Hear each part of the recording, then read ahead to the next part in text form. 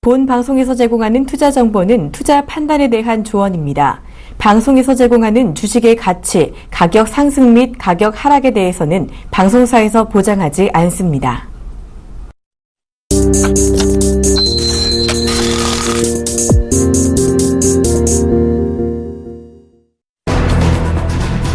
북한이 6일 오전 10시 첫 수소탄 실험에 성공했다고 조선중앙TV가 보도했습니다.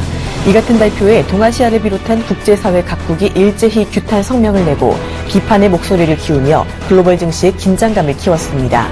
그러나 국내 증시는 크게 흔들리지 않았습니다. 코스피는 0.26% 소폭 하락했으며 코스닥은 0.47% 상승했습니다. 다만 원달러 환율은 10원 50전 급등하며 1,200원에 마감했습니다. 미국 연방준비제도가 6일 지난해 12월 FOMC 정례 회의록을 공개했습니다. 회의록에 따르면 미국 연준 의원들은 지난해 12월 기준금리를 올릴 때 앞으로 당분간 점진적으로 금리를 올려야 한다는 점에 대해 공감대를 형성했던 것으로 나타났습니다. 이들은 또 연준이 미리 정해진 계획대로 금리를 올릴 것이라는 인식을 주어서는 안 되며 시장 상황의 변동에 따라 통화정책을 펴야 한다고 주장했습니다. FOMC 위원들은 앞으로 기준금리를 점진적으로만 올릴 수 있는 경제 여건을 예상했으며 당시 인플레이션에 대한 우려가 있었다면서 가까스로 금리를 인상했다고 밝혔습니다. 지난주 미국의 휘발유 재고가 지난 1993년 이래 가장 큰 규모로 급증했습니다. 정제유 재고도 예상보다 크게 늘었습니다. 다만 원유 재고는 감소했습니다. 미국 에너지정보청은 6일 지난주 미국의 휘발유 재고가 전문가 예상치인 230만 배럴 증가를 크게 웃도는 1,060만 배럴 증가했다고 발표했습니다. 반면 원유 재고는 전주보다 510만 배럴 줄어든 것으로 집계됐습니다. 이는 시장 예상치인 43만 9천 배럴 증가와는 달리 감소한 것입니다. 한편 뉴욕의 서부 텍사스산 원유 선물 시장 거래분 인도 지역인 쿠싱의 재고는 91만 7천 배럴 증가했습니다. 이는 사상 최고치 기록입니다. 지난달 미국의 민간 신규 고용자 수가 25만 7천 명을 기록했다고 고용조사업체인 오토매틱 데이터 프로세싱이 발표했습니다. 이는 직전월의 수정치 기록인 21만 1,000명을 상회하고 시장 전문가 예상치인 19만 2천 명도 웃도는 결과입니다. 11월 기록은 존전의 21만 7천 명에서 21만 1,000명으로 하향 조정됐습니다. 이는 미국의 지난달 신규 민간 고용이 예상보다 크게 개선됐음을 의미합니다. 일자리 증가폭은 2014년 12월 이후 최대입니다. 시장조사업체 마킷은 미국의 지난달 서비스업 구매 관리자 지수 최종치가 54.3을 기록했다고 발표했습니다. 예비치인 53.7은 웃돌았고 시장 예상치인 54.0도 상회했지만 지난달 확정치인 56.1은 밑도는 수준입니다. 또 다른 서비스 지표인 미국 ISM의 12월 서비스업 구매 관리자 지수는 전월 대비 0.6포인트 하락한 55.3으로 집계되면서 시장 예상치인 56에도 못 미쳤습니다. ISM PMI에 따르면 업황 확장 속도가 2014년 4월 이후 최저 수준으로 낮아진 셈입니다. 다만 경기 기준선인 50은 웃돌면서 경기 확장을 이어갔습니다. 중국 인민은행이 6일 위안 달러 환율을 전날보다 0.22% 상승한 6.5314위안으로 고시하면서 위안화 가치가 2011년 4월 이래 약 5년 만에 가장 낮은 수준으로 떨어졌습니다. 이는 중국 증시의 높은 변동성과 외국 투자 자본의 이탈을 억제하기 위한 조치로 풀이됩니다. 이 영향으로 역내외 시장의 위안화 환율도 요동치면서 역내외 환율 격차가 사상 최고치로 벌어졌다고 블룸버그 통신이 보도했습니다.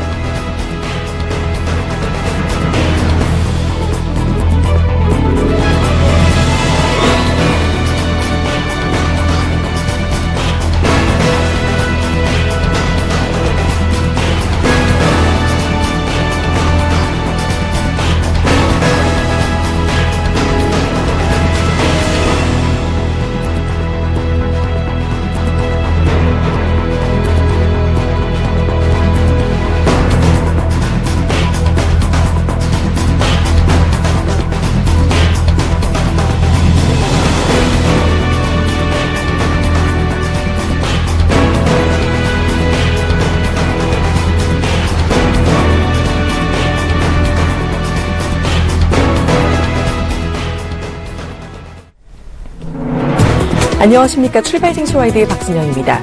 대외적인 불확실성이 계속해서 나타나고 있습니다. 어제 국제유가가 폭락했고요. 중국의 경기 두려워 우려감이 계속해서 커지고 있는 가운데 어제는 북한이 핵실험을 단행했다고 발표하기도 했습니다. 이 같은 북한의 핵실험 발표 같은 경우 우리 증시에는 그래도 제한적인 영향을 미쳤는데요. 지난 여름에 북한의 무력 도발 이후에 우리 증시가 폭락한 것과는 달리 어제는 잠잠한 하루를 보냈습니다. 핵실험보다도 이 중국의 경기 둔화 우려감이 전체적인 시장에는 더 큰 영향을 미친 것으로 보이고 있습니다. 어제 글로벌 증시, 중국 증시를 제외하고는 미국과 유럽 증시가 크게 하락하는 모습을 보였는데요. 조금 더 자세한 글로벌 마감 상황 알아보도록 하겠습니다. 뉴욕 증시부터 보시죠. 뉴욕 증시 어제 3대 지수 모두 하락 마감했습니다. 다우지수가 어제 1.5% 가까이 하락하면서 심리적인 지지선인 17,000선을 밑돌았습니다. S&P 500 지수는 1.3% 하락했고요. 나스닥 지수도 1% 넘게 내렸습니다. 중국의 서비스업 지표가 어제 부진하게 발표되면서 성장 둔화 우려감이 제기가 됐고요. 중동 쪽의 갈등이 심해지면서 유가가 폭락한 것 역시 지수에 영향을 주었습니다. 북한이 핵실험을 했다고 발표한 것 역시 이 뉴욕 증시의 불안감을 키우는 요인이었는데요. 어제 발표됐던 미국의 공장 주문 역시 부진하게 나타나면서 4분기 성장에 대한 부정적인 전망이 나타났고요. 그리고 또 어제 공개된 FOMC 회의록에서 낮은 인플레이션에 가까스로 금리를 인상했다라는 이야기가 나오면서 이 회의록이 공개됐던 오후 2시 이후 미국 증시가 낙폭을 조금 더 키워갔습니다. 이번에는 유럽 증시 마감 상황 알아보도록 하겠습니다. 자, 유럽 증시 어제 일제히 하락했습니다. 영국이 1% 넘게 내리면서 마감했고요. 독일이 0.93% 하락했으며 프랑스 증시가 1.26% 내리면서 마감을 했습니다. 중국의 경기 둔화 우려감이 여전히 남아있고 이에 원자재 업종이 밀리면서 지수에 부담을 줬습니다. 중국의 서비스업 지표가 1년 만에 최저치를 기록했고 인민은행이 또 위안화의 고시 환율을 크게 높이면서 우려감이 조금 더 커졌습니다. 브렌트유가 12년 만에 최저치로 또 밀리면서 에너지 업종도 크게 하락했고요. 애플의 감산 소식 역시 반도체 업종에 영향을 준 것으로 풀이됩니다. 이번에는 국제유가 마감 상황 알아보도록 하겠습니다. 자, 국제유가가 어제 폭락했습니다. 정말 바닥을 모르고 하락을 하고 있는데요. WTI가 배럴당 5.6% 내리면서 33.97달러를 기록했습니다. 무려 34달러를 하회하는 모습을 보였는데요. 브렌트유도 6% 하락하면서 34.2달러 선에서 마감했습니다. WTI와 브렌트유 모두 2004년 이후에 최저치를 기록을 했습니다. 중동 주요국들의 갈등이 심해지면서 오펙의 감산 가능성이 더 떨어졌고요. 이란의 경제 제재 해제를 눈앞에 두고 있다는 점 역시 우려감을 키웠습니다. 게다가 북한의 수소탄 실험으로 국제 정세가 얼어붙고 있다는 점도 유가에는 안 좋은 영향을 미쳤습니다. 전날 미국의 원유 재고가 예상 밖으로 급감했지만요. 반면에 휘발유 재고가 1993년 이후 이 가장 큰 폭으로 증가했다는 점도 유가의 폭락을 이끌었습니다. 이번에는 아시아 증시 마감 상황 알아보겠습니다. 어제 일본과 중국 혼조세를 보였습니다. 먼저 중국 증시가 나흘 만에 반등에 성공했습니다. 어제 상해 종합지수가 2.25% 오르면서 3,361포인트를 기록했습니다. 연일 급락했던 선전지수도 2.61% 오르면서 마감을 했는데요. 중국 정부가 증시 부양책을 내놓으면서 이 전일의 폭락에서 벗어나는 분위기였습니다. 이 중국 정부가 대주주 지분 매각 제한 조치를 당분간 유지하고 또 구주 펀드를 동원해서 이 증시 부양에 나섰다는 소식이 호재로 작용을 했습니다. 어제 중국의 서비스 PMI가 시장 예상치보다 낮게 나오면서 좀 부진한 성적을 보였지만 증시에 미친 영향은 제한적이었습니다. 그 가운데 어제 위안화 가치는 5년 만에 최저 수준으로 하락했습니다. 반면 어제 일본 증시는 내렸습니다. 니케이 지수가 어제 1% 가까이 내리면서 마감했는데요. 어제 일본 증시 하락을 이끈 것은 엔화 가치의 상승이었습니다. 북한이 핵실험을 발표하면서 안전자산 선호 심리가 높아졌고요. 이에 엔화 가치가 오른 것입니다. 중국이 7일 연속 위안화 가치를 절하한 것도 엔화 가치를 높이는 요인이었습니다. 어제 위안화 대비 엔화 가치는 2014년 이후에 가장 높은 수준으로 올랐습니다. 이번에는 국내 증시 마감 상황 알아보도록 하겠습니다.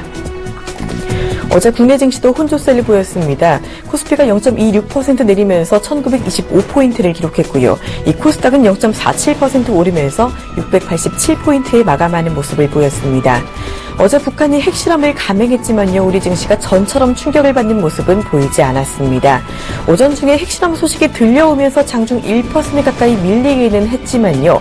12시 30분에 북한이 공식적으로 우리가 핵실험을 했다라고 발표를 하면서 오히려 이 지수가 낙폭을 축소해가는 모습을 보였습니다. 어제 코스피에서는 외국인과 기관의 쌍끌이 매도가 나왔습니다. 외국인이 어제도 코스피에서 1,000억 원 넘게 파는 모습을 보였습니다. 반대로 코스닥에서는 외국인과 기관의 쌍끌이 매수가 나왔는데요. 이에 힘입어 코스닥 강세 전환한 것으로 보입니다. 북한 핵실험 소식이 증시에는 아주 큰 영향을 주지는 못했지만요. 어느 정도 환율에는 영향이 있었습니다. 안전자산 선호 심리가 커지면서 원달러 환율이 10원 50전이나 급등했고요. 이에 1,200원까지 올라서는 모습을 보였습니다. 외국인 자금 이탈 가능성이 높아지는 게 아니냐라는 우려감이 이에 계속되고 있는 모습입니다. 자, 새해부터 정말 여러 가지 변수들이 계속해서 많이 나타나고 있습니다. 오늘 시장 흐름도 잘 지켜보실 필요가 있겠습니다. 출발 증시와이드 지금 시작합니다.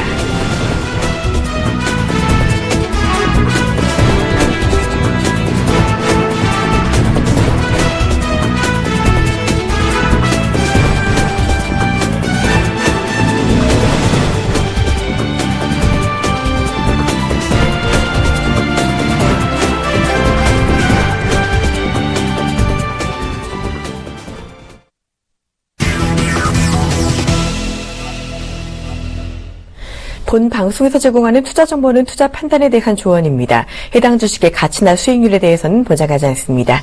자, 지금 이 시간 국내 시황의 대가와 함께 시장 전략 자세히 알아보는 시간이죠.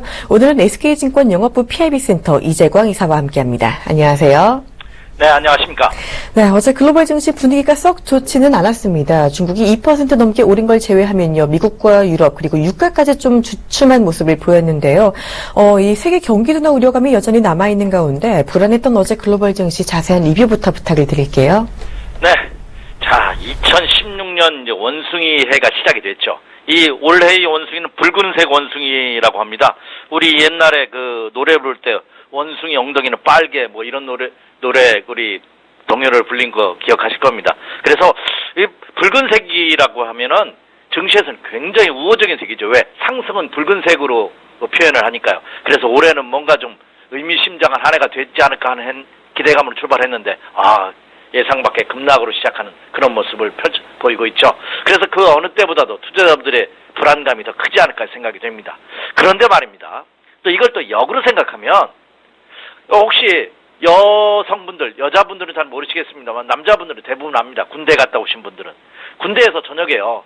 점호를 끝내고 잘라면은 그 은어로 빵빠레라고 합니다. 그리고 또 직설적으로 얼체레라고 하거든요. 그러니까 뭔가 좀 훈련을 받고 한번 주의를 받고 이렇게 해야지만은 잠을 잘 수가 있습니다. 왜냐면 그 빵빠레를 하지 않고 그냥 자면은요 자다가 꼭 깨더라고요. 한번 집합을 시켜가지고. 그런 것처럼 지금의 시장 자체가 최악의 상황으로 지금 연초부터 치닫고 있는 그런 모습입니다. 악재는 몰려온다는 말씀 드렸었죠. 그렇다고 본다면 오히려 이미 최악의 상태로 치닫고 있기 때문에 더 이상 이제 크게 나올 것이 없는 이제 언제 회복되는 문제만을 남겨놓고 있는, 더 직선적으로 표현한다면 이제 시간만이 해결의 실마리를 풀 수 있는, 좀 참고 기다리면 되지 않을까 하는 생각을 가져봅니다. 그때까지 좀 보수적인 투자 전략이 요구되고 있지 않나 이렇게 생각이 됩니다.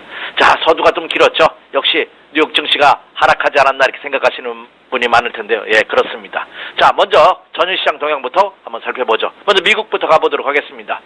자, 미국 증시 세계 정치, 문화, 경제 모든 것을 장악하고 있는 G2 국가의 대표 나라죠. 미국 3대 시장이 모두 하락을 했습니다. 그죠? 나스닥, 다우, S&P 500 지수가 모두 하락하는 그런 모습을 보였죠. 그 하락한 이유를 보니까 크게 세 가지네요. 그죠? 중국, 위안화 평가 절하. 중국 인민은행이 모든 사람들의 그 예상을 깨고 0.22% 위안화를 절하를 해버렸습니다.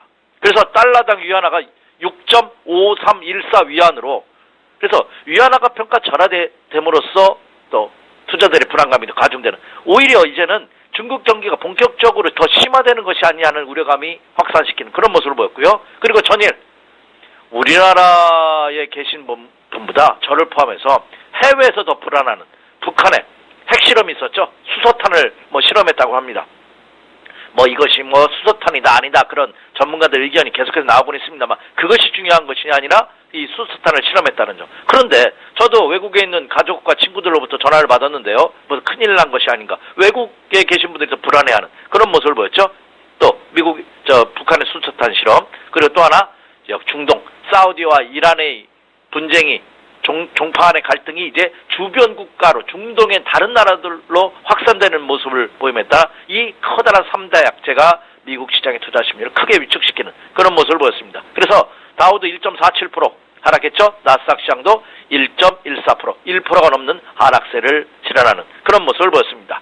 그런데 사실은요, 외생 변수가 너무 큰 것이 터졌기 때문에 그렇지만 사실 키는 어젯밤에 발표됐던 FOMC 의사록입니다. 자, 지난해 전격적으로 미국 금리가 인상이 됐습니다. 자, 인상된 배경을 놓고 이제 FOMC 그 위원들 간에 그 뒷얘기들이 이제 의사록을 통해서 발표가 되죠. 근데 그 의사록이 일부 의원들은 미국 금리를 지난해 인상한 것이 납득이 안 간다. 금리 인상에 의문을 제기하는 그런 위원들도 있었다고 합니다. 그러니까 일부 의원들은 인플레이션에 대한 조짐이 그렇죠 없다. 왜 금리를 인상하느냐? 지금 세계 경기도 안 좋은데 미국 경기가 조금 좋아졌다고 해서 인플레이션 인상한 건 너무 성급한 판단이지 않냐 하는 일부 의견들이 제시했다고 합니다. 그렇다고 본다면 또 우리 박하고 어제 그제 화요일날 의견을 교환했다시피 올해 미국 금리 인상의 템포는 더욱더 늦춰질 가능성도 굉장히 크지 않을까 이렇게 보고 있습니다. 그렇다고 본다면 오늘 새벽 끝난 뉴욕 증시 하락은 이미 지난해부터 제가 이 시간을 통해서 예고해 드린 바와 같이 조정 국면에서의 조정이었고 하락폭이 다소 깊었던 것은 앞에 모두 언급해 드린 바와 같이 중동 사태라든지 중국 위안화 평가 절하라든지 그리고 북한의 수소탄 실업이라든지 이런 것들이 복합적으로 어우러지면서 하락한 그런 모습이 아닌가 이렇게 생각이 됩니다. 자, 다우존스 공업지수 오늘 차트 한번 보도록 하겠는데요. 오늘은 특별히 주봉 차트를 여러분에게 한번 제시해드리도록 하겠습니다. 한번 띄워주시기 바랍니다. 지금 여러분에게 보여드리는 것은 다우존스 공업지수의 주봉 차트입니다.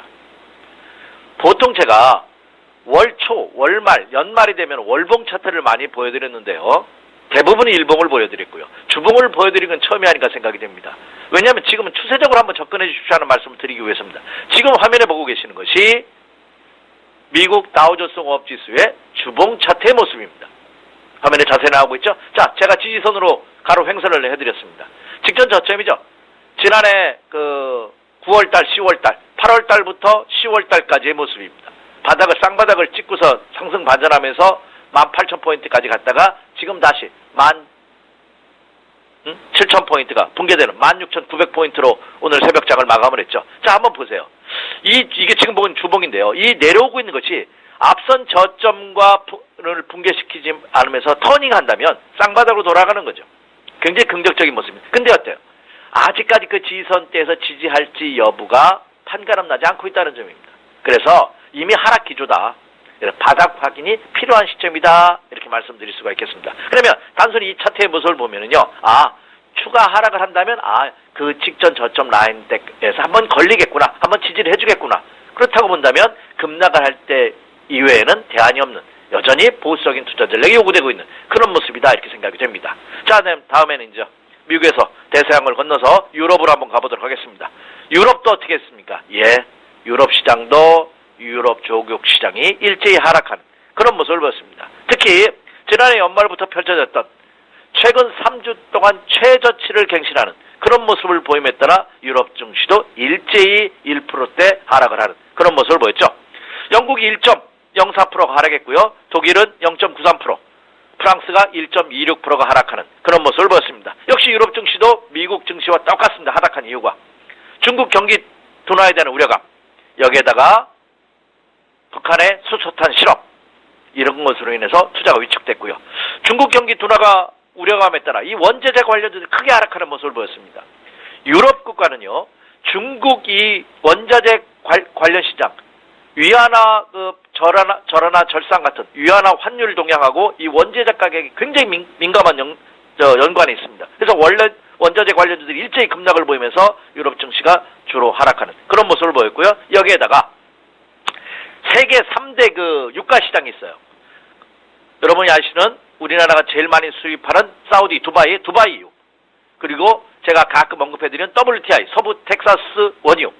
그리고 또 하나가 유럽 시장에 통용되고 있는 브렌트유입니다. 이 브렌트유가 굉장히 양질이에요. 최고 좋습니다. 원유는. 근데 이 브렌트유가 11년 만에 최저치로 급락하는 그런 모습을 보였습니다. 더군다나 이 중동 국가의 양대 그 이슬람의 주축인 사우디와 이란이 종파 갈등이 더 확산될지도 모른다. 그래서 오펙에서 원유 감산 회의가 더 늦어질지도 모른다. 그런 소식이 전해지면서 브렌트유가 급락하는 그런 모습을 보였습니다. 이 여파가 유럽 증시에 그대로 영향을 주는 그런 모습을 보였죠.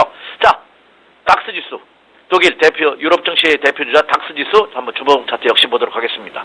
오늘은 유럽 증시의 대표주자 독일 닥스 지수 주봉 차트의 모습을 한번 보여드리도록 하겠습니다. 한번 띄워주시기 바랍니다. 과연 유럽 증시도 현재 위치가 어떠냐 큰 흐름을 한번 볼 필요가 있겠죠. 유럽 증시 시장도 미국 시장과 크게 다르지 않습니다. 역시 지난해 3, 4분기에 찍었던 저점과 쌍바닥을 찍어주느냐. 근데 유럽 증시도 크게 하락할 것 같지는 않아요. 지금 여러분이 화면에 보시는 바와 같이 제가 지시해드렸던 직전 저점대 라인이 물론 독일 닥스 지수의 모습을 보면 10,000포인트는 살짝 붕괴될 가능성도 있습니다. 오늘 종가가 1214예요. 한 200포인트 정도 추가할 하락할 가능성이 있습니다만 그러나 10,000포인트 이하권대에서는 좀 더 강력한 지지선이 형성되어 있는 직전 저점뿐만 아니라 재작년이죠. 2014년 연초부터 6개월간 기나긴 횡보 국면을 보였던 지지선 라인이 형성되어 있는 라인이 10,000포인트 이하입니다. 9,700에서 9,900 라인. 그렇다고 본다면 여기서 추가 하락은 지지선대에 근접하는 그런 모습입니다. 그래서 다만 어디까지 하락할지를 모르고 그 하락의 기간도 아직 확정되지 않았기 때문에 쌍바닥을 확인하는 필요가 있겠다. 그래서 현금 비중을 좀 유지하자 하는 전략을 제가 자막에다 제시해드렸습니다. 그렇다고 본다면 미국 시장과 크게 다를 바 없는 그런 모습을 보이고 있지 않나 생각이 됩니다. 자, 다음으로서는 중국 시장 한번 가보도록 하겠습니다. 최근 들어선 중국 시장이 세계 시장의 키를 갖고 있죠. 선장 역할을 하고 있습니다. 중국 증시는 그런데 나흘 만에 반등에 성공하는 그런 모습을 보였죠. 역시 중국이라는 나라가 어찌 보면은 아직까지는 사회주의적인 요인이 강하다는 말씀드렸죠. 정부 위에 당이 있습니다. 그러니까 중국 증시가 나흘 만에 반등을 보인 가장 큰 이유는 정부 입김이 아닌가 생각이 되죠. 중국 정부가 어제 그제 중국 시장이 급락을 하자 강력한 부양책을 내놨죠. 대주주 지분 매각 제한 조치를 해제하는 것을 철회하겠다. 그러니까 대주주 지분 매각을 그대로 유지하겠다.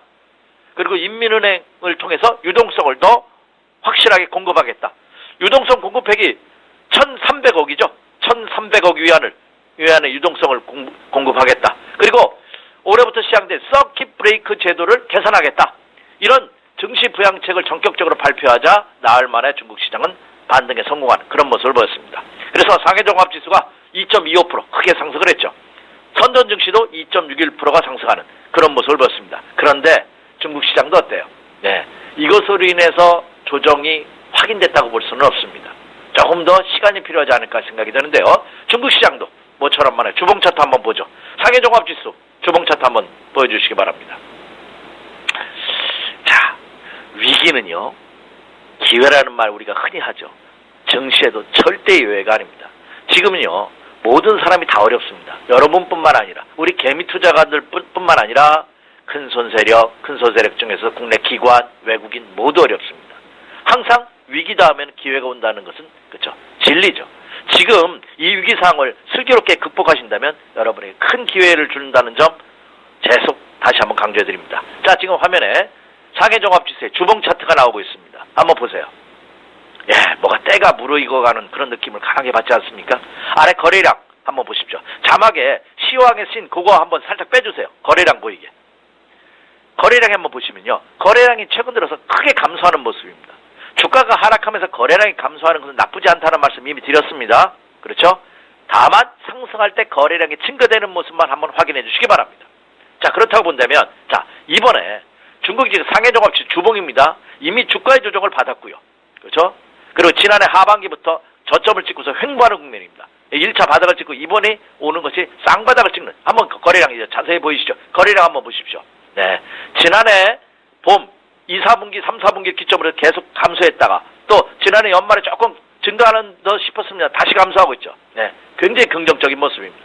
여기서 거래량만 증가되는 터닝하는 모습만 보여준다면 상해종합지수는 대세 상승으로 전환될 가능성이 충분히 있는 과연 그것이 올 3월 달이 될지 5월 달이 될지 올 하반기에 될지 그것은 퀘션 마크입니다. 제가 이 시간을 통해서 때가 오면 계속해서 제시해 드리겠는데 그죠? 그러나 지금은 어때요? 조금 더 확인할 필요가 있지 않나. 상승 전환을 확인할 필요가 있다 하는 말씀을 그래서 자막에 제가 제시해 드렸고요. 그러나 추가 하락은요. 지지선대 근접하죠. 제가 지지선으로 제시해 드렸던 라인 있죠. 이 라인입니다. 이 라인대가 온다면 크게 우려할 필요가 없지 않을까. 상해 종합지수가 어제 종가로 3,361포인트거든요. 지금 제시해드리는 애가 3,100에서 200 최악이고, 그리고 긍정적으로 보면 3,200에서 300. 그렇다면 여기서 한 50포인트에서 100포인트 상해 종합지수를 기준으로 하락한다면 지지선에 근접하는 그런 모습을 보이고 있다는 점입니다. 자, 다시 한번 정리해드리도록 하겠습니다. 전 세계 시장을 이끄는 미국, 유럽, 중국 시장의 모습을 보면 하나의 저점을 완성한 이후 쌍바닥을 찍으러 가는 과정에 놓여져 있다. 더 극단적으로 직설적으로 표현한다면 지금부터 그러면 하락할 때마다 불안해서 분할 매수해도 되겠습니까? 가능합니다. 그런데 그 기간이 얼마인지 모르기 때문에 적어도 적어도 3개월에서 6개월 정도는 내가 분할 매수할 자금과 그런 여유가 있다. 이런 분이시라면 가능하다. 그러나 그것이 불가능하신 대다수의 개미 투자자분들은 조금 더 참고 기다리는, 때를 기다리는 그런 전략이 해외 증시의 모습에서도 나타나고 있다. 이렇게 말씀을 드립니다. 네, 올라올 때를 기다려야 한다. 글로벌 증시 아주 명쾌하게 정리를 해주셨습니다. 고맙습니다. 자, 국내 증시는요, 어제 글로벌 증시보다는 좀 양호한 모습을 보였습니다. 북핵 이슈에도 그렇게 크게 흔들리지 않는 모습을 보여줬는데요. 그런데 간밤에 유가도 폭락하고 좀 글로벌 증시도 많이 내렸기 때문에 오늘 시장 조금 불안한 흐름이 나오지 않을까 걱정이 또 되기도 합니다. 우리 증시 일단 어제 마감 상황부터 짚어주신다면요. 네, 국내 시장. 어제는 또 가장 큰 이슈가 북핵이죠. 근데 이런 말을 투자자분들이 이제는 하시더라고요. 이 북핵 악재가 나오면 사야 된다. 맞습니다. 그러면 과거 북핵 사태가 터졌을 때 국내 시장 동향은 어땠는지 간단하게 한번 정리를 한번 해드릴게요. 과거 북핵 핵실험 때 국내 시장 변화. 제가 한번 도표로 한번 정리를 한번 해봤거든요. 한번 보여주시기 바랍니다. 크게 4차례 걸쳐서 북핵 실험이 있었습니다. 1차는 지난 2006년이었어요. 2006년 10월 달이었습니다. 10월 9일 날 1차 핵실험을 했는데 그때 코스피 시장이 엄청나게 하락했죠. 2.4%나 하락하는 그런 모습을 보였습니다. 순간적으로 급락하는 모습을 보였거든요. 그런데 한번 경험을 했다 보니까 2차는 2009년도에 2차 핵실험이 있었어요. 2009년도 5월 25일 날. 코스피 그때는 0.2% 낙폭이 심화됐다가 막판에 돌려놓는 그런 모습을 보였습니다. 3차 때는 2013년도에 3차 핵실험이 있었죠. 2월 달에. 2월 12일 날. 그때 코스피가 0.26%. 근데 어제 2016년 1월 6일 날 코스피가 역시 2.6%. 무슨 약속이라도 한 듯이 3차와 4차는 똑같아요. 그리고 어제도 장중한 때 1% 이상 하락폭이 깊었습니다만 오히려 12시 반 북한에서 뉴스 보도를 통해서 보도를 하자 오히려 낙폭을 줄여가는 그런 모습입니다. 그러니까 이미 북한 핵실험은 증시에 단기적인 악재일 수 있지만 그것이 추세적으로 가기는 어렵다는 것이 이미 시장에서 증명하고 있다는 겁니다. 오히려 북한 핵실험에 따른 이런 일시적인 악재로 인한 급락은 매수의 기회다 이렇게 투자자분들이 생각하고 있다는 거죠. 그러니까 북한의 핵실험에 대한 것은 크게 우려할 필요 없지 않나 생각이 됩니다. 물론 이것은 있어요. 기조가 상승 기조에서 이런 악재가 나오면 만약에 예를 들어 20포인트 상승할 것이 10포인트만 상승하는 경우는 있습니다. 그런데 이것이 하락으로 반전되는 경우는 극히 드물다는 거죠. 다시 한번 역으로 지금 이 기조가 무슨 기조예요? 하락 기조죠. 하락 기조에서 이런 북핵 악재로 인해서 하락폭이 좀 더 깊어질 수는 있어요. 그렇죠? 그러나 이것이 장기 악재로 이어질 가능성은 굉장히 적다 이렇게 말씀을 드립니다. 자, 차트 한번 보도록 하겠습니다. 국내 증시도 코스피 시장 주봉 한번 보여드릴게요. 한번 보자. 그래서 국내 시장 어제 조정을 받았습니다만 이미 북핵이 아니라 하더라도 조정 국면이다 하는 점이죠. 자, 한번 보여주시기 바랍니다. 주봉 차트의 모습을 보면은요, 꺾어 내려오고 있는 모습을 보이고 있어요. 지난해 2, 4분기, 3, 4분기 여름에 찍었던 저점과 이제 근접하는. 그러니까 우리도 1900선이 크게 큰 의미는 없습니다만 1900선부터는 지지선대가 강력하게 형성되고 있는 그런 모습을 보여주고 있다. 이렇게 말씀을 드립니다. 그래서 제가 자막에도 여러분에게 제시해드렸죠. 바닥 확인이 필요하다. 여기선 단기 매매만을 하는데 단기 매매는 급락 시에 매수 작가들을 갖다 짧게 끊어치는 이런 전략을 취하라. 그래서 주력 베팅은 자제하라 이렇게 말씀을 드렸던 겁니다.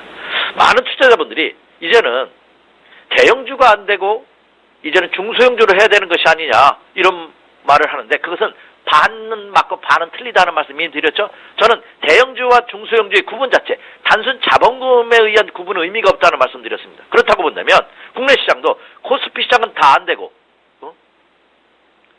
코스닥 시장만 돼야 되냐? 그것도 아닙니다. 코스닥 시장에서도 대형주들은 오히려 최근 들어서 크게 상승하는 그런 모습을 보이고 있죠. 자, 그렇다면 개별주 시장의 를 이끌고 있는 미국 나스닥 시장의 주봉 차트 한번 보죠. 과연 그럼 대형주는 안 되고 개별주만 되냐? 그건 아니라는 걸 제가 입증해드리기 위해서 미국 나스닥 시장, 미국 다우존스 공업지수만 보여드렸는데 미국 나스닥 시장의 주봉 차트 한번 띄워주시기 바랍니다. 미국 나스닥 시장의 주봉 차트를 보면요, 다우 시장하고 똑같아요. 크게 다를 건 없습니다. 물론 한 1, 2주차, 하루 이틀 차는 남습니다만 흐름은 크게 다를 게 없다는 거죠. 미국 나스닥 시장의 주봉 차트를 한번 본다 하더라도, 지금 화면에 나오고 있죠? 주봉 차트를 보더라도 어때요? 다우존스와 크게 다르지 않습니다. 나스닥 정 역시 추세를 이탈해서 지난해 찍었던 저점과 하나의 저점과 쌍바닥을 찍어가는 과정에 놓여져 있다는 점입니다. 그래서 미국 나스닥 시장도 여전히 보수적인 투자 전략이 유지되고 있는, 다시 말씀드려서 단기 매매만이 가능한, 화면에 이게 지금 보시는 것이 나스닥 시장의 주봉 차트입니다. 자, 그렇다고 본다면 국내 시장도 전일장, 북핵 실업, 그리고 중국의 경기 둔화 우려감 이런 것들이 악재로 작용했습니다만 중국 시장도 중국 정부의 강력한 부행착오로 상승 반전했고 국내 시장도 낙폭이 장중한 때 1% 이상 하락했습니다만 막판에는 0.2% 약보합 수준으로 마감하면서 아랫꼬리를 길게 달아주는 그런 모습을 보였다는 점입니다. 더군다나 악재만 계속 말씀드리는 호재도 한번 말씀드리자면 여전히 국내외 여건은 좋지 않습니다. 진짜 요즘 들어서 이제 짜증나는 일이 너무나 많습니다. 그래서 마음을 삭히는 인문학 강의가 참 요즘도 유행인데요. 이 주식시장도 마찬가지가 아닌가. 정치권은 정치권대로 참 갑갑하게 참 다름이 없죠. 저 성경에도 보면 일하지 않는 자는 먹지도 말라고 했는데 우리 대한민국의 높으신 분들 일도 안 하는데 월급은 꼬박꼬박 챙겨가는 거 보면 참 그것도 참 열불 납니다만 어쨌든 제가 언급할 사항은 아닙니다. 어쨌든 이런 열불난 사항은 있습니다만 그러나 이 또한 저 말씀드렸다시피 지나갈 것이다 하는 거죠. 제가 때를 기다리는 투자 전략을 많이 말씀드리는데요. 여러분 중국 고사에 보면 강태공 아시죠? 위수강가에서 낚싯대를 기울이고 낚시를 했다고 합니다. 근데 이 강태공이라는 분이 원래 어부가 아니죠. 자신을 알아주는 왕이 나타날 때까지 유유자적하면서 정신수양하면서 낚시를 하면서 기다렸다는 겁니다. 그래서 결국은 재상이 됐죠. 마찬가지로 지금은 조금 더 때를 기다리는 그런 모습이 전일 국내 시장에서 나타났다 이렇게 말씀을 드립니다. 네, 북핵 이슈로 인한 하락은 단기 악재인 만큼 매수 기회다라는 말씀해 주셨습니다. 이사님께서 이미 화요일부터 새해부터 좀 증시가 폭락했었고 또 상황이니만큼 매수는 좀 자제하고 기다려보자라는 말씀해 주셨는데요. 오늘도 좀 단기 매매가 유효하겠다라고 조금 전에 말씀을 해주셨습니다. 오늘 그렇다면 구체적으로 전략 정리 한 번 더 간단하게 부탁드릴게요. 네, 자 이미 전략은 이미 정해졌어요. 여러분도 아세요. 제가 말씀드렸죠. 주식 투자를 하면서 어려울 때요. 여러분 지금 주식 투자하면서 속상하신 분이 많을 겁니다. 왜? 대부분이 이익보다는 손실 본 분이 많으세요. 근데 이것은 여러분뿐만 아니라 모든 시장 참여자들이 수익보다는 손실이 많다는 점 인식하시기 바랍니다. 근데 열불날 때, 진정으로 열불날 때는 언제? 남들은 다 수익 났다고 하는데 나만 손해볼 때, 이때가 화나는 거거든요. 지금 조금 다소 손실이 있다 하더라도 크게 걱정할 필요는 없지 않을까. 이렇게 생각이 됩니다. 왜? 시장 자체가 그러니까요. 자, 투자 전략은, 지금은 제가 제시했던 외국인 투자가들이 어제장에서도 코스닥 시장은 매수했지만 코스피 시장은 23일째 매도입니다. 와, 아마 외국인들이 연속 매도가 최장이 언젠가 저도 한번 해보야겠습니다. 23일째 매도하고 있어요. 근데 국내 기관 투자가들도 그동안 매도하다 어제 그저께 매수했습니다만 매수 하루 만에 다시 매도로 돌아섰어요. 이런 상황에서는 시장의 상승을 예상한다는 건 그거는 그 누가 보더라도 어려운 일이 아닌가 생각이 됩니다. 이미 시장은 조동받을 것이라는 점을 저도 지난해부터 연말부터 말씀드렸지만 많은 투자자들, 전문가들이 예측했던 사항입니다. 그렇다고 본다면 지금은 어차피 어디까지 하락하느냐, 언제까지 하락하냐를 기다리는 그런 전략이다. 그렇다면 이미 그렇죠. 열중셔트에서 조금 한 발 뒤로 물러나서 니들 어떻게 잘 놀고 있구나. 내가 들어가서 먹을 땐가 아닌가. 이것만 판단해서 조율을 하시는 그런 시기가 아닌가 생각이 됩니다. 그래서 투자 심리가 안정될 때까지 주식 투자 하지 말라는 얘기입니다. 자신 있으신 분은 하되 단기 매매로 해라. 그리고 급락했을 때 해라. 이거죠. 두 가지만 지켜주시기 바랍니다. 근데 여러분 하나, 단기 매매로 해서 1%나 2%, 3% 그러니까 요 정도 수익을 만족하고 빠져나온 전략이 좋다. 이게 단기 매매인데. 근데 많은 분들이 그걸 못 하시더라고요. 단기 매매인데 왜 매도 안 하셨습니까? 하면은 1%라도 먹었어야 하지, 본전이라도 돼야지 하지. 이거 손해봐서 못 팔았다. 이게 아닙니다. 수익도 1%에서 3%의 목표 수익률을 가지고 접근하는 것처럼 1%에서 3%에서 손실을 보면 과감하게 손절할 수 있는 용기가 있으신 분만이 단기 매매가 가능하신 겁니다. 그죠? 손해봤다고 해서 안 팔고 그냥 갖고 있으면 이거는 아예 안 하니만도 못하다는 그런 분은 아예 쉬시기 바랍니다. 손절에 자신이 없으신 분은 그 점을 하나 명심하시기 바랍니다. 그래서 조금 더 때를 기다리는 그런 전략이 필요하겠다 이렇게 생각이 됩니다. 자, 원달러 환율 동향 시간이 없지만 한번 보도록 하겠습니다. 자, 외국인들이 언제 돌아오느냐?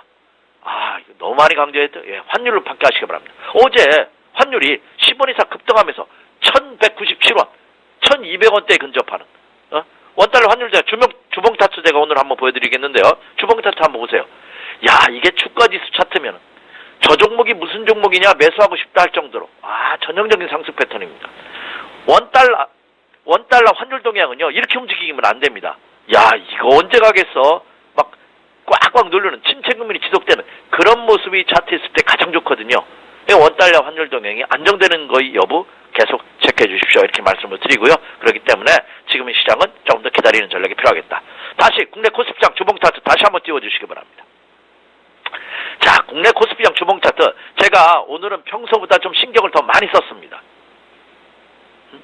한번 보세요. 이것만 보시면 전략이 그대로 나오지 않을까 생각이 되는데요. 국내 코스피장 주봉 차트의 모습을 보면은요. 다시 한번 띄워주세요. 1차 지지선과 2차 지지선을 제시해드렸습니다. 1차 지지선은요. 1900포인트대 초반입니다. 2차 지지선은 1800포인트대 중반입니다. 1850에서 1870포인트 라인. 그러면 최악의 경우는 1900선이 붕괴되는 것을 염두에 두셔야기 바랍니다. 근데 1900선이 붕괴되는 것은 크게 우려할 필요 없어요. 자, 주식을 투자하면서 매수하는 경우가 딱 두 가지입니다. 첫째, 상승 전환이 확인됐을 때. 두 번째 어떠냐? 더 이상 하락할 것이 없을 때. 두 가지 조건이 충족되면 매수거든요. 근데 지금은 상승 전환이 확인되지는 않았어요. 그럼 두 번째 조건입니다. 더 이상 크게 하락할 것이 없는 1900포인트가 밑으로 빠진다면 더 이상 크게 하락할 것이 없습니다. 이때부터는 분할 매수하셔도 돼요.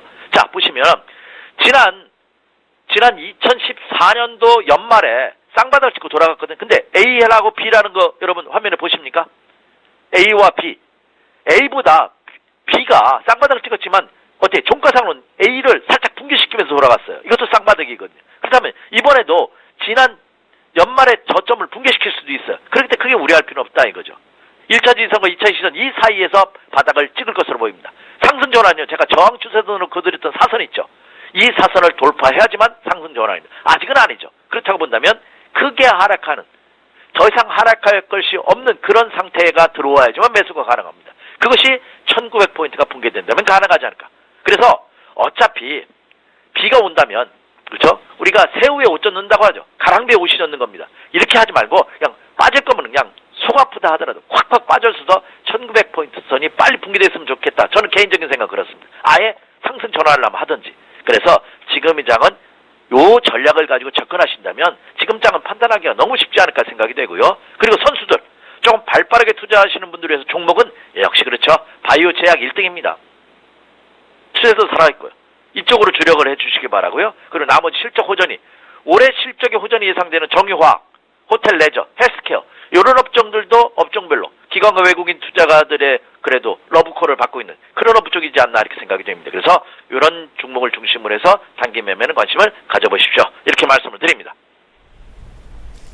네, 환율 안정화 여부를 보면서 바닥을 확인할 때까지 때를 기다리자 단기 매매에서는 손절이 중요하다고 기억해 주시길 바랍니다. 지금까지 SK증권 영업부 PIB센터 이재광 이사와 함께했습니다. 고맙습니다. 네, 감사합니다.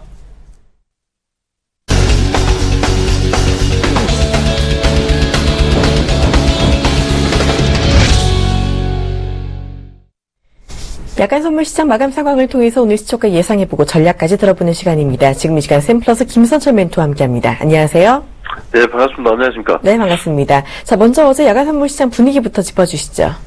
예, 어제 야간 선물 시장은 정규 시장 대비 약 한 0.70% 좀 빠진 상태에서 233.80 약보합세로 일단 마감을 했습니다.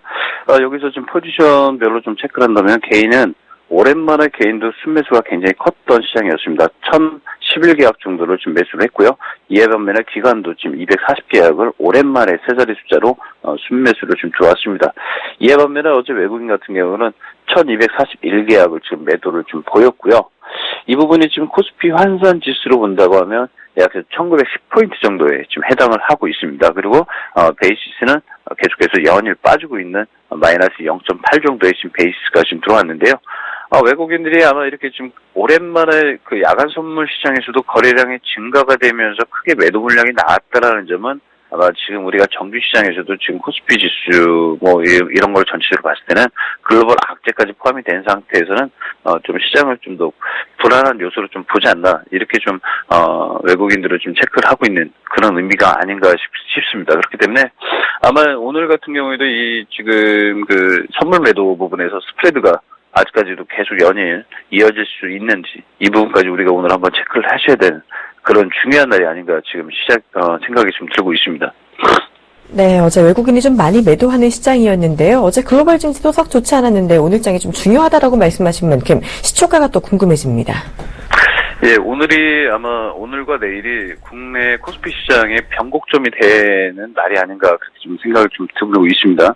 어제는 장중에 그 북한의 그 수소 폭탄 그 실험으로 인해서 1911포인트까지 밀렸다가 다시 한번 기관들의 선물에 의해서 1920포인트까지 안정세를 좀 돌아섰던 장이었지만 일단은 그렇습니다. 정규시장에서 어제 같은 경우에도 기관이 선물을 4,573계약, 외국인이 4,184계약을 순매도를 했습니다. 그래서 일단은 기관과 외국인이 주거니 받거니 하면서도 개인들은 약 한 200계약 이상을 좀 매수를 해줬지만 어제 그래도 썩 나쁜 그런 모습은 개인 쪽에서는 그냥 나쁜 장은 아니었지만 일단은 그 포지션별로 본다면 기관이 어제 진짜 많이 숨을 좀 허덕였던 그런 장이었습니다. 그래서 일단은 유가 그리고 이제 환율 이런 부분이 계속해서 지금 국내 증시의 리스크로 좀 남아 있습니다. 그렇기 때문에 전일 정규시장을 본다면 북한하고 중동의 시장 확정 리스크 그리고 또 이제 오펙의 석유 감산 가능성이 좀 더 희박해진다는 것도 아마 우리가 지금 전체적인 글로벌 증시에 여러 가지 좀 여파가 좀 남아 있는데 우리가 선물 차트를 잠깐 한번 보시면서 코스피 환산 지수까지 제가 오늘 설명을 좀 드리겠습니다. 그래서 왜 그 부분이 오늘 왜 중요한 변곡점 자리인가 한번 좀 말씀을 좀 한번 드려보도록 하겠습니다. 선물 차트를 일단 보시게 된다면 일봉상에 232포인트, 232와 233 정도가 코스피 환산 지수로 계산을 해본다고 하면 1905포인트에서 1910포인트에 좀 해당이 됩니다. 그래서 이 부분이 어제 나왔던 233 정도의 그 1910포인트 1차 지지 라인이 좀 되지 않을까 그렇게 좀 보여주고 있는데요. 만약에 이 구간에서 올라간다고 하면 1930포인트에 해당하는 236 선물 지수로 236 정도에서 외국인이 매도세가 다시 한번 강하게 나타날 것으로 지금 예상을 하고 있습니다. 그렇기 때문에 그 부분에서는 비차익 거래가 요즘 최근 들어서 더 많이 나타나는 거죠. 그래서 코스피 200군에 해당하는 그 종목군의 바스켓을 지금 담을 수 있는 종목군으로 이루어지는 비차익 거래 부분에서 외국인들이 지금 주거니 받거니 계속해서 해지까지 지금 나와 있다라는 거. 그 부분이 굉장히 힘들고요. 그리고 어제 옵션 시장 쪽에서는 외국인들이 풋만 8,000계약 이상을 지금 들고 갔어요. 네, 그렇기 때문에 오늘 이 물량을 털지 아니면 다음 주 만기일까지 한번 이 부분을 지금 들고 갈지 다음 주 14일이죠. 그래서 이분까지 이제 들고 갈지를 이제 지금 아마 좀 우리가 이제 관심 포인트로 보셔야 될 것 같은데 일단 어제 옵션 시장에서도 굉장히 급등락이 심했던 장이었습니다. 그래서 외국인들이 풋옵션 쪽에서도 이렇게 계속해서 강하게 움직임이 흔들다는 건 아마 지금 말씀드린 236 그래서 지수가 1930포인트 올라갈 때 다시 한번 강하게 매도 우위를 지금 보여줄 수 있는 그런 부분이 있고요. 그리고 앞으로 순매수가 만약에 유입이 된다고 해서 선물 지수가 240 이상이 간다고 하면 이 부분은 코스피 환산 지수로 1940포인트에서 1945포인트 정도가 됩니다. 그래서 음봉이 떨어졌던 자리입니다. 음봉이 강하게 연출이 됐던 자리이기 때문에 이 자리에서도 아마 다시 한번 되돌림 구간이 온다면 이 자리 구간에서는 외국인들의 차익거래까지 포함이 되는 데서 올라가 준다고 하면 좋은데 이 자리까지도 지금 매물대가 굉장히 지금 너무 빡빡하게 지금 잡혀 있다는 얘기입니다. 그래서 지금 오늘 만약에 예를 들었을 때 지금 구간에서 글로벌 증시하고 전체적인 내용적인 부분이 좀 만약에 힘들어진다 그러면 1905포인트 정도에서 1910포인트 정도까지 우리가 일단 시초가를 예상을 하면서 전체적인 전략 구성을 조금 움직여 봐야 된다. 이렇게 좀 말씀을 좀 드리고 싶고요. 일단은 그 자리가 붕괴가 되면 1880포인트입니다. 1880포인트 되기 때문에 이 구간은 선물지수로 225 정도에 해당이 되기 때문에 이 자리 구간에서는 만약에 선물지수가 225까지 만약에 일단은 빠진다고 하면 환산지수 1880포인트이기 때문에 이 부분에서는 아마 반드시 다시 한 번의 그 반등 시점이 분명히 올 겁니다. 이때는 일단은 뭐 선물을 못 하시는 분들도 일단은 제가 전에도 말씀드렸던 코덱스 쪽으로 레버리지와 이런 식으로 해서 투자를 한번 해보시는 것도 나쁘지 않다. 이렇게 좀 생각이 좀 들고 있기 때문에 전체적인 우리가 포지션을 전체적으로 한번 잡아주셨으면 그렇게 좀 생각이 좀 들고 있습니다.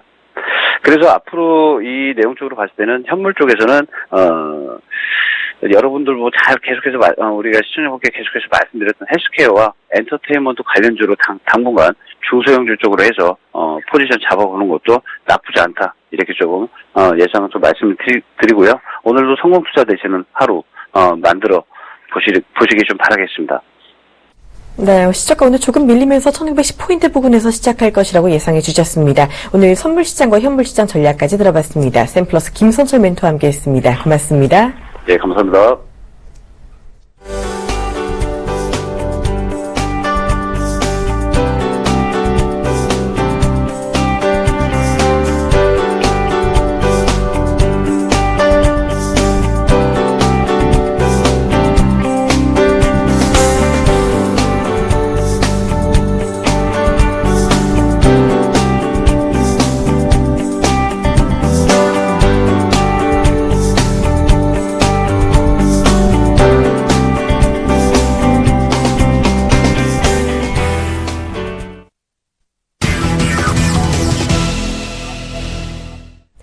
이드코의 상한가 팩토리 시즌2 시간입니다. 지금 이 시간 여의도에 계시는 샘플러스 이드코 멘토 만나봅니다. 안녕하세요. 반갑습니다. 네, 반갑습니다. 어제 대외적인 변수가 정말 많았는데요. 이 북한 핵실험이 있었다라는 이야기가 나왔음에도 불구하고 어제 우리 시장이 크게 흔들리지는 않았습니다. 멘토님께서 어제 예상해 주신 대로 코스닥은 무려 5일선을 돌파하기도 했는데요. 그런데 어제 또 유가도 급락했었고 미국 증시도 그렇게 좋지 않아서 오늘 시장이 좀 불안하지 않을까 싶은데 오늘 시장 투자 전략 자세히 부탁드립니다. 글쎄요, 일단 어제 같은 경우는 이제 말씀드렸던 부분들, 지수 이제 그제 상승이 나온 것이 중요한 것이 아니라 상승의 연속성이 있어야 된다라고 좀 말씀 좀 드렸는데, 사실 뭐 앵커님께서 말씀해 주신 대로 장 초반까지만 해도 잘 지수가 상승을 하다가 10시 이제 넘어서 가면서부터 실시간 뉴스로 뭐 전일 북한의 속탄의 이슈가 갑작스럽게 등장을 하게 되면서 시장의 상황들이 급속도로 변동성이 생기게 됐던 그런 상황들이었죠. 자, 그렇게 되면서 외국인들의 매도세가 연속적으로 지금 나온 그런 상황이었습니다. 사실 이런 중요한 시점에서 이런 뉴스가 나와서 사실은 뭐 북한에서도 이런 주식에 좀 관심이 있나 라는 그런 생각이 좀 든 것도 사실입니다만은 일단 뭐 중요한 것은 이제 하락을 하더라도 제가 어제 이 시간을 통해서 지수에 대해서 말씀드릴 때 전날 저점은 지속적으로 좀 지지를 해야 된다. 라고 말씀 좀 드렸던 부분들. 자, 그것이 이제 5일선은 반드시 터치할 확률이 높다라고 말씀 좀 드렸는데, 역시나 어제 지수 5일선이 우하향하고 있는 그런 시점에서 아직까지도 안착하지 못하고 있는 어떤 그런 시점이기 때문에 어제 글로벌 증시, 북한 이슈와 중국 경기 둔화에 대한 그런 불확실성이 남아있던 그런 상황에서 바로 또 이제 유럽 증시와 다우 지수가 어떤 그 하락이 지금 나온 그런 상황이기 때문에 쉽지 않은 연속적인 그런 시장이면은 분명한 좀 사실인 것 같습니다. 자, 결국 이제 우리 지수도 이제 바로 옆에 있는 국가에 대한 어떤 갑작스러운 상황들이 수소폭탄 이슈가 좀 나왔다 하더라도 일단 뭐 급락이 좀 나왔지만은 사실상 이제 수소폭탄 관련된 재료가 나오자마자 일단은 뭐 재료 노출로 인해서 재차 하락에 대한 되돌림이 빠르게 나온 그런 모습들. 결국에는 전저점을 유지한 그런 상황이기 때문에 자, 이것만 보게 되더라도 역시나 재료 노출보다 더욱더 무서운 것은 불확실성이지 않나. 자, 하지만 우리 지수도 이제 선방을 했는데 기타 일단 유럽 증시나 다우 지수가 급락한 것을 보면은 역시나 현재 구간 하락의 빌미를 어떤 거나 찾는 그런 과정이다라고 볼 수가 있는 상황이기 때문에 우리 지수 현재 변동성이 상당히 좀 심한 그런 상황에서 1900포인트를 간신히 지금 지지를 하고 있는 그런 상황입니다. 현재 크게 지금 호재성 재료가 없다 보니까는 외국인들도 수급적인 모습들이 개선되지 않는 흐름들이기 때문에 지수에 대해서는 크게 기대할 것은 없다. 다만 이제 지속적으로 이제 말씀드리고 있는 부분들이 되겠지만은 현재 구간에서 지속적으로 전저점을 하방 이탈하게 강하게 하방 이탈하게 된다면은 1800포인트 가는 것은 일단은 시간 문제이기 때문에 현재 구간이 그만큼 오늘 이제 뭐 0.7% 정도 갭 하락 출발이 예상이 되는 그런 상황이 되겠지만은 갭 하락 출발이 되더라도 빠르게 어제같이 되돌림이 빠르게 나와줘야 되는 그런 상황에는 분명한 사실인 것 같습니다.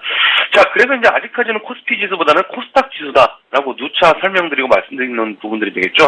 어제도 제약바이오 섹터의 상승이 북한의 이슈가 있었던 상황이었지만은 결국에는 제약바이오 섹터의 상승으로 인해서 코스닥 지수의 상승의 연속성을 가지고 지수를 견인했던 그런 상황들. 즉 이번에 이제 예측한 대로 제약바이오 섹터의 상승이 아니었더라면은 아마 코스닥 지수도 크게 밀렸던 그런 상황이지 않나 이렇게 조심스럽게 예측을 해볼 수가 있을 것 같습니다. 자, 그러면 이제 어떤 것들이 중요하냐면은 결국 이제 상방저항으로 있는 코스닥 지수 121선, 그러니까 그동안에 이 저항 라인들을 어제도 말씀드렸지만 5개월 동안 박스권을 지금 유지를 하면서 저항을 맞고 떨어지고 계속적으로 121선만 되면 맞고 떨어지는 그런 흐름들이 지금 나왔던 시점이기 때문에 기술적으로 121선이 우하향하고 있는 그런 시점에서 강력한 돌파는 반드시 현재 구간에서 반드시 나와줘야 된다.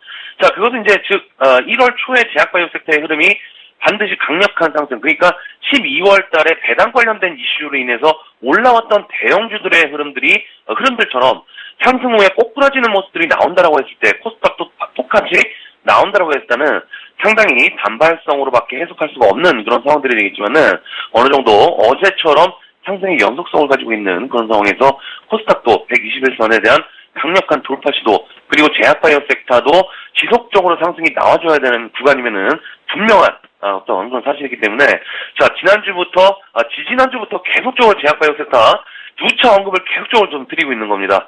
자, 그래서 어제 같은 경우에도 뭐 저희 보이주 같은 경우에도 뭐 11% 넘게 급등하는 그런 모습들이 좀 나온 그런 상황입니다만은 뭐 일단 전일 북한발 이슈 악재에도 불구하고 코스닥이 상승할 수밖에 없었던 이유는 역시나 제약바이오 섹터의 흐름이기 때문에 이러한 흐름들이 연속성을 가지고 나올 때 지속 탄성의 원리로서 어떤 쭉 상승해줘야 되는 이유가 바로 여기에 있다는 겁니다.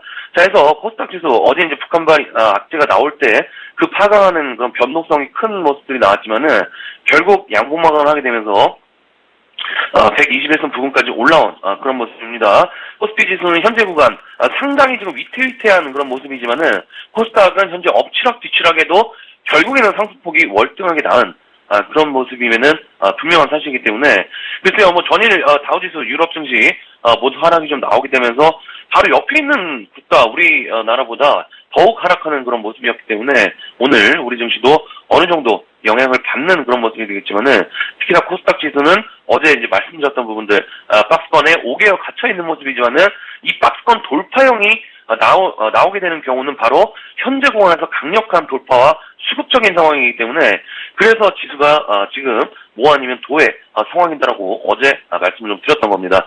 자, 해서 현재 지수 상황들이 변동성이 크다 보니까 일단은 괜히 저희도 이제 보유주를 거의 한 2개월 이제 계속적으로 끌고 가고 있는 그런 상황이 되겠는데 괜히 지금 신규로 종목 매수해서 변동성에 못 이기고 상승한 매수하고 또 하락한 매도하고 이런 패턴이 반복적으로 이루어지게 된다면은 굉장히 큰 타격을 받을 수가 있는 그런 상황이기 때문에 자, 그런 분들이 종종 지금 연락이 좀 오고 있는 그런 상황입니다.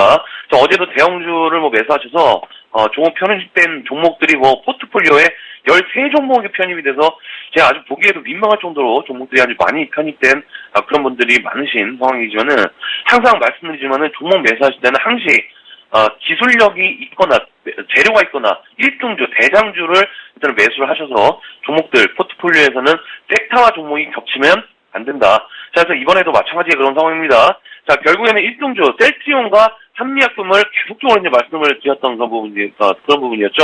자, 두 종목, 이 종목들이 상승해야 제약바이오텍타의 반등이 있는 그런 상황이기 때문에 어제도 한미약품과 셀트리온 각기 어느 정도 반등이 강하게 한미약품 같은 경우에도 반등이 어제 같은 경우에 한 4%, 5% 정도 반등이 나오는 그런 상황입니다. 자, 그래서 이번 주에 제약바이오텍타가 상승의 클라이막스에 다다르는지 반드시 확인하셔서 대응하자라고 좀 말씀드리면서 오늘도 신규 종목은 한 템포 쉬어가신 전략으로 대응하시기를 바라겠습니다. 오늘 사학과 팩토리는 여기까지입니다. 고맙습니다.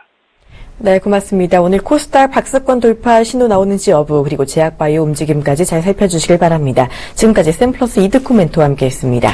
자, 지금 시간으로 우리 증시 엇갈린 출발이 예상이 되고 있습니다. 코스피 하락 예상되고요. 코스닥은 상승 출발 준비하고 있습니다. 조금 더 자세한 이야기는요. 개장 후 2부에서 알아보도록 하겠습니다. 고맙습니다.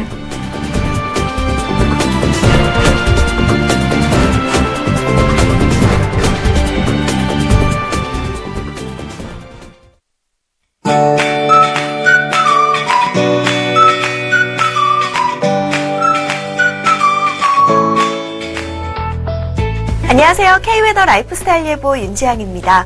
오늘도 매서운 추위가 이어지겠습니다. 전국이 대체로 맑겠지만 충남 서해안과 호남, 제주도에는 구름이 많겠습니다. 건조한 날씨가 계속되겠고 미세먼지 농도는 보통 단계를 보이겠습니다. 새해 들어 첫 한파특보가 내려졌습니다. 강원 중북부 지방과 경기 북부 일부 지역에 한파주의보가 발효 중인데요. 오늘 아침 서울 영하 6도, 춘천은 영하 9도까지 떨어지는 등 출근길 추위가 만만치 않습니다. 우리나라 북쪽에 차가운 공기가 내려오면서 당분간 강한 추위가 계속되겠습니다. 한편 대기는 점점 메말라가고 있습니다. 동해안 전 지역과 영남 내륙 곳곳에 건조특보가 내려져 있는데요. 그 밖의 지역에서도 대기가 점차 건조해지겠습니다. 산불 등 화재 사고 없도록 유의하시기 바랍니다. 위성 영상입니다. 현재 전국이 대체로 맑은 가운데 호남과 제주도에는 구름이 많은 모습이고요. 울릉도에는 해상에서 발달한 눈구름대의 영향으로 약한 진눈깨비가 내리고 있습니다. 오늘은 중국 북부지방에서 이동하는 고기압의 영향을 받겠습니다. 자세한 지역별 날씨는 나절 예보로 알아보겠습니다. 중부지방 대체로 맑겠습니다. 낮 기온 서울 0도, 수원 1도, 대전 3도 등으로 어제보다 조금 낮겠습니다. 동해안 지방 맑고 건조한 날씨가 이어지겠습니다. 한낮에 속초 5도, 강릉 6도로 예상됩니다. 호남과 제주도에는 구름이 많겠고요. 영남 지방은 대체로 맑겠습니다. 낮 기온 어제보다 낮겠습니다. 물결은 서해남부 먼바다와 남해 서부 먼바다, 제주도 전해상에서 최고 3m로 높게 일겠습니다. 추위는 갈수록 심해져서 토요일 아침 절정에 달하겠고요. 내일과 모레 충남과 호남, 제주도에는 눈이나 비가 오겠습니다. 날씨였습니다.